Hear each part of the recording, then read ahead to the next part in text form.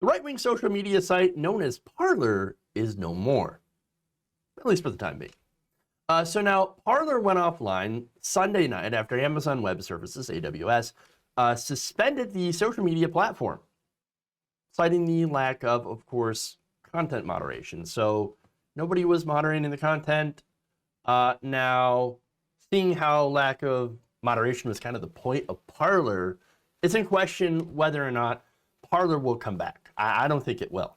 I think Parler is pretty much done. Now, AWS said in a statement that Parler had violated its terms of service following this, both Apple and Google removed the app from their stores. So you can't find it anymore. And you can kind of understand why, honestly. It's not coming back, okay? It turns out that these companies do not want to be associated and blamed for the content on Parler, which is kind of interesting because you know how Republicans, how right-wingers are railing against Section 230? That's the thing that prevents these companies from being held liable for content users post on their platform. So it's funny seeing Parler,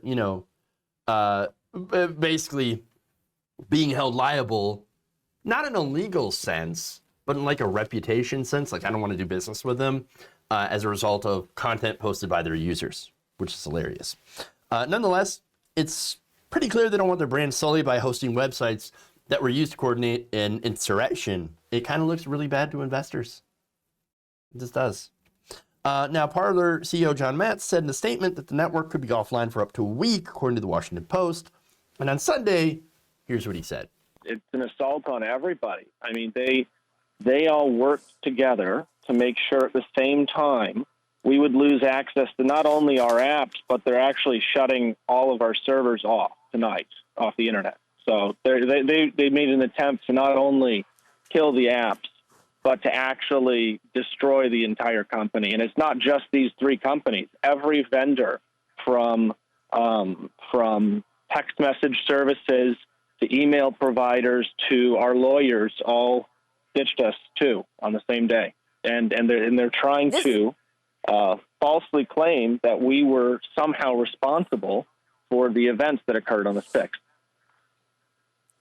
This is absolutely extraordinary that you see this coordinated effort on the same day that the president is banned on Twitter. You've got Google and Instagram removing Parler, and now last night late, Apple removes Parler as well. What are you going to do, John? Can this put you out of business? Oh, I mean, it would put anybody out of business.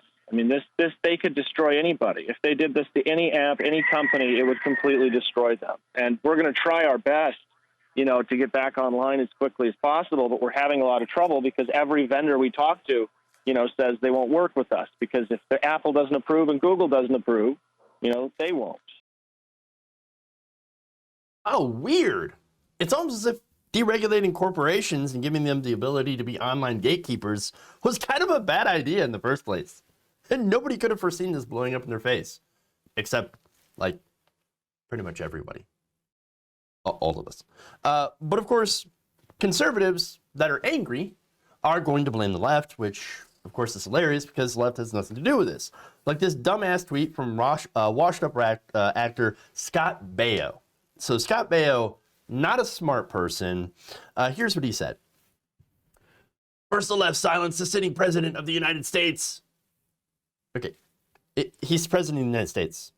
He could call a press conference right now, and people would listen to him. There'd be cameras everywhere. It's just a weird thing where he literally has the biggest megaphone in the world. He could do that. He's president of the United States. But no. Conservatives still think that he's a victim because he can't go and bust out a tweet at 3 a.m. while he's taking a shit. You've got to be kidding me. Holy hell. And the rest of the tweet, by the way, is dumber. Even dumber. Here's what he says. Now they've silenced every conservative in America, banning Parler. They're acting like a cartel, not a free market. And by the way, the end of that tweet has a Chinese flag. Because of course, right? Here's the thing about a private corporation. It turns out that they have no obligation to serve you. I know, weird. They're not. They're not required to host your shitty website. And if you sign a terms of service, you're required to follow them. And if you don't, it turns out you can be suspended. That's how the free market works. But here's another big brain take from everyone's favorite smug contrarian douchebag. That's Michael Tracy. Michael Tracy says this. So Parler wasn't just purged by Google, Apple, and Amazon. Smaller vendors then immediately followed suit, ensuring the destruction of the website. This is vast monopolistic power and display, marshaled for the explicit purpose of terminating political free speech. Okay, so you pointed out, and there's a half truth in there.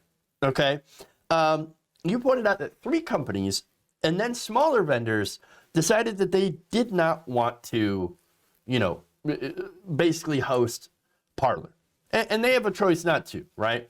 And then you say all of that, the different companies conspired together in a monopoly. I don't think you understand exactly what a monopoly is.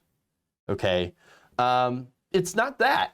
That's not what a monopoly means. Okay, but you know what? He's not the only one. I don't want to spend too much time on Michael Tracy. Here's pro-Trump broadcaster Janine Pirro making an unfortunate comparison. What's your reaction to that? Parler shut down.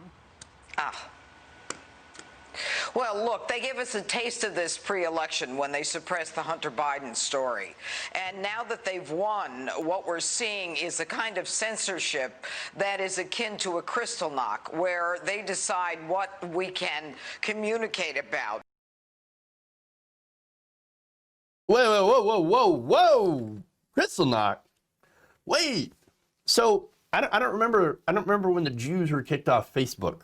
Okay, in 1939, okay? I don't remember that. So somehow being kicked off of a social media platform or having your social media platform removed is somehow the same as being murdered. You've got to be kidding me. They're such crybabies. Holy fucking shit.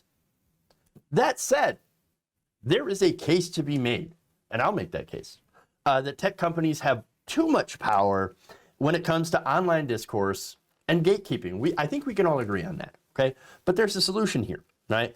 I think that we should break these companies. We have antitrust laws on the books. It's just you have to have a president that's actually there to do so. I think that, you should break up these companies. You should nationalize portions of them as a utility in order to have them serve as a public forum. For example, just the tweets portion. Break up the rest of Twitter from everything else that Twitter does, and just take the very basic messaging platform, tweets, whatever, nationalize that, and then you can protect free speech as a public utility. That way, the companies will also be reduced in size, which you could increase competition, okay? And also, if you choose, you could use a government utility that presumably could have regulations where they don't sell your data to third parties. Yay. And so that said, the reason that these companies are refusing to host Parler is because the site has been used, among other things, to support insurrection. Not only that, but it basically hosts a lot of neo-Nazis, racists, the dregs of society. Pretty bad people, okay? Not good people. So I think these companies are well within their rights to refuse to host a website where this happens. Many of them have terms of service against spreading hatred. And let's be honest, spreading hatred was kind of what Parler was about. It was only an echo chamber filled with conspiracies, hatred, and anti-Semitism. They will not be missed. They will not be missed. If you enjoyed this video, please give us a like and share with your friends. You can subscribe and help out the channel by becoming a patron. It's patreon.com/Jeff Waldorf, or you can become a channel member as well by hitting the join button below.